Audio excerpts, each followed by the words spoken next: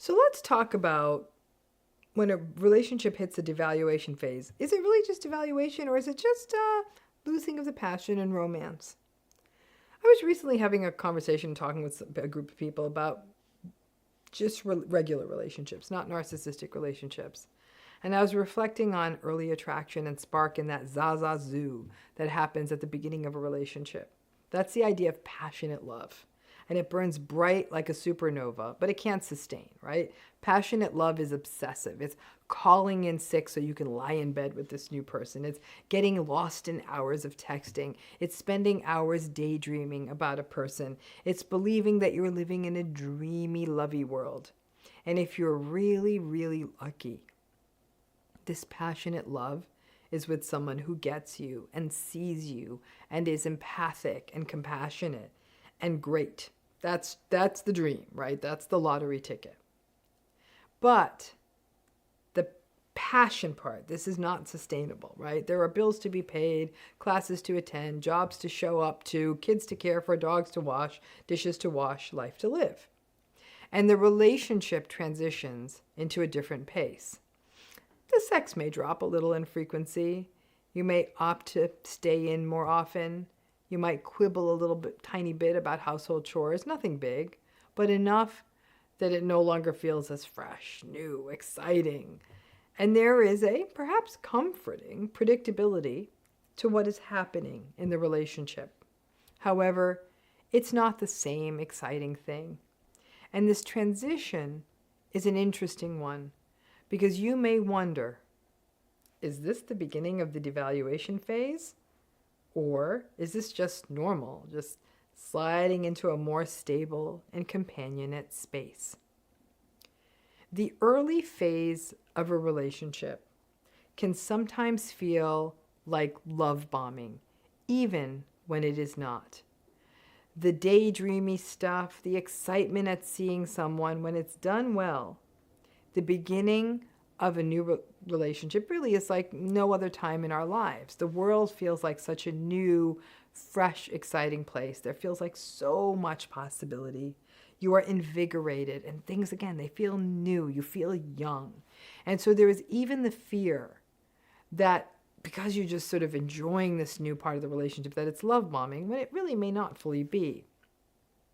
But the slide of a relationship into what can only be called normal, a time of the relationship where, forgive me for being crude, but it's the first time that we sort of pass gas and let our foibles show up in a human way.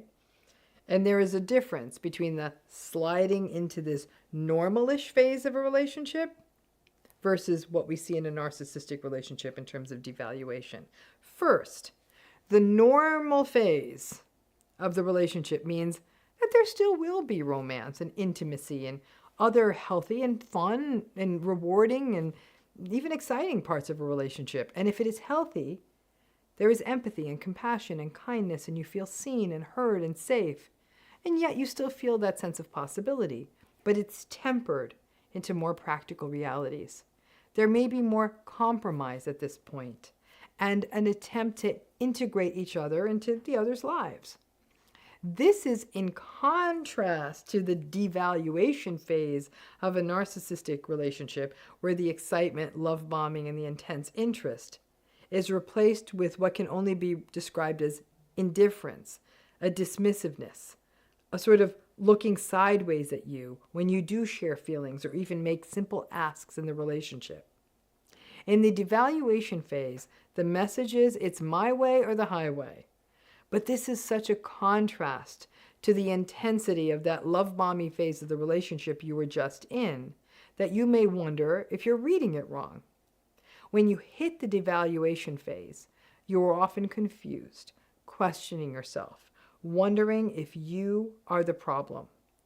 In a relationship that is transitioning out of compassionate and into more romantic, that won't be happening. You won't be confused and upside down and wondering what you did wrong. There's a difference between those two phases. But it's that internal process that is often the main difference. Asking yourself, what did I do wrong? What am I doing wrong? In a relationship that is just settling into a normal pace, you don't question that.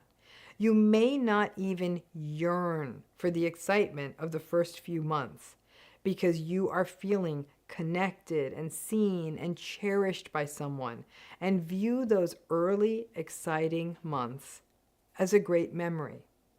But because it feels balanced and healthy, it's not as though you necessarily want to go back, but above all else, you feel stable, safe, seen, and not crazy.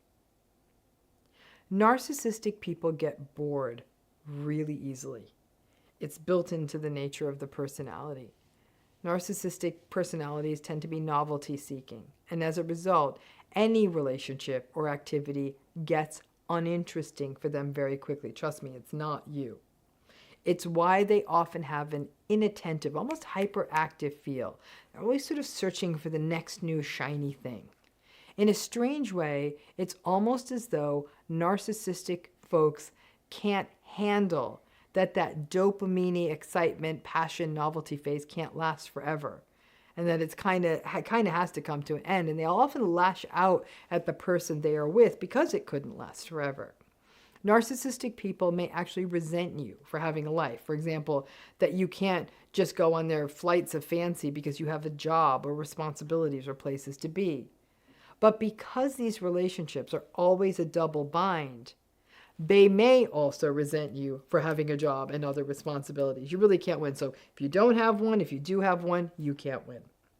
And so that means that it is all but a guarantee that there will be a slippage into something that feels more like contempt rather than comfort when you transition out of the love bombing phase.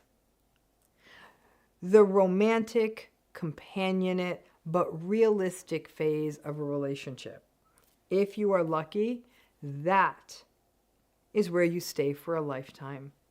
And of course, as we get older, the healthy companionship wins over everything. Once you have been burned by narcissistic folks, you may find that understanding relationship cycles has been marred by your experience. The passionate stuff can't last forever, even though that is a fantasy for narcissistic folks that it actually can. The end of the excitement phase of a relationship isn't always a bad thing. It can actually be the portal to the real love story. If it happens and you are not only not confused, but you feel healthy and whole, then trust me, that is not the devaluation phase. So there's a difference. And just going out of the passion part into this next phase, it all comes down to how devalued and how confused you really feel. Hope that's helpful, and thanks again.